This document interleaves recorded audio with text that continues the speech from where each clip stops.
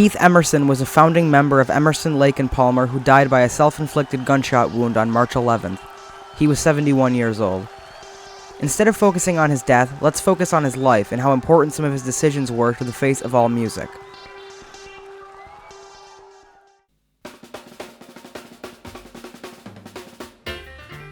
Let's begin where he did when he bought his first Hammond organ at the age of 15. The Hammond would become one of Emerson's signature instruments, possibly only out-signatured by another one that I'll get to soon. In 1967, Emerson co-founded The Nice, an early progressive rock band that blended aspects of rock, jazz, and classical. The Nice particularly benefited from Emerson's showmanship, as he was known to stab his Hammond with swords and ride it like a surfboard. One day at a record store in 1969, Emerson heard this.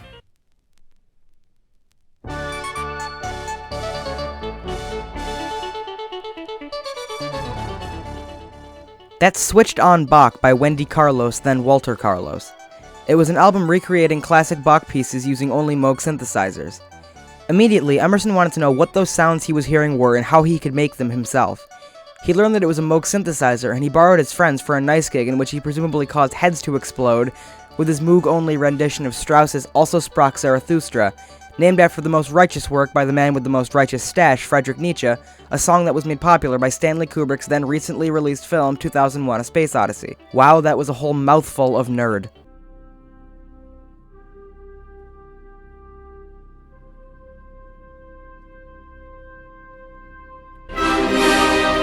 Although artists like the Beatles and Simon and Garfunkel had used Moogs on some songs, Emerson became the first musician ever to tour with one and also to shoot rockets off of one.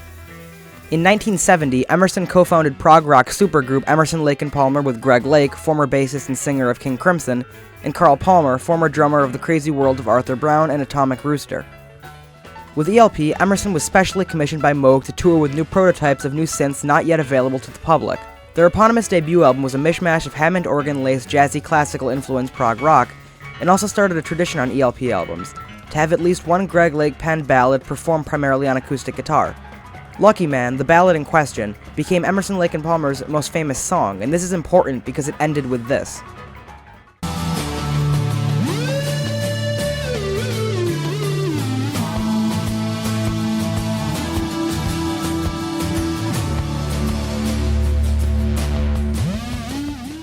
What you just heard was Emerson playing his recently purchased Moog modular synthesizer to perform a solo. Sounds pretty standard to us, but this was one of the earliest, if not the earliest, instance of a synthesizer being used basically in place of a guitar on a record. That soundbite proved to piano players everywhere that with this crazy new instrument, they could be just as captivating and basically as cool as the best guitarists out there. Emerson was the first musician to play lead keyboards. Of course, Emerson was part of a group of musicians that are often banded together and really making the keyboards cool. Rick Wakeman comes to mind, as well as Tony Banks, but they both usually played alongside fantastic guitarists. Emerson had no such luxury. Occasionally, Greg Lake would pick up an electric guitar on stage, notably for the first impression of Carn Evil 9.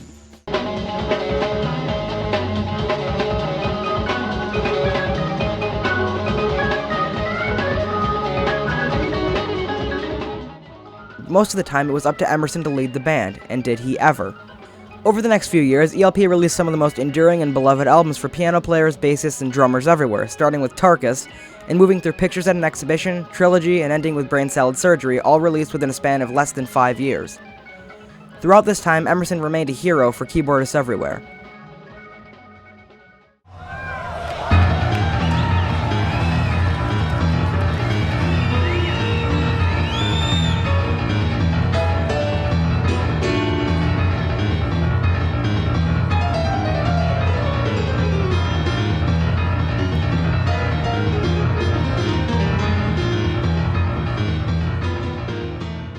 Emerson, Lake and Palmer began to decline in popularity during the late 70s, and the members pursued other projects with occasional reunion. What you're hearing and watching right now is material from their last reunion at the High Voltage Festival in 2010. Since at least the mid-90s, Emerson was struggling with nerve damage in his hands that made it considerably more difficult to play the piano as effectively as he once was able to. It's believed that this is why he took his life, but there are very well may be new developments as I'm writing this very early after his death. As many of you know, I recorded a cover of Space Oddity after David Bowie died, and I was considering doing something similar for Emerson, but then I remembered that any ELP song worth playing would be too difficult for me to even play on the piano. The The closest thing I have in that regard is a drum cover of Targus that there's a link in the description to, even though that's more of a tribute to Carl Palmer, who is thankfully still alive and well. As you may have noticed, I have quite a fondness for my Moog Prodigy, which is really just a dumbed down mini Moog, and that's completely thanks to Keith Emerson.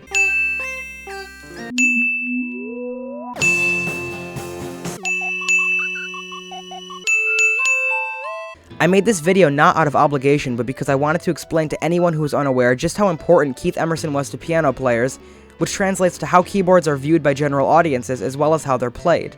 It's very likely that music might sound quite different today had Keith never toured with his gigantic Moog modular synth back in 1970. Thanks for watching everyone, and I hope that I don't have to do another video like this for a very long time. Rest in peace, Keith.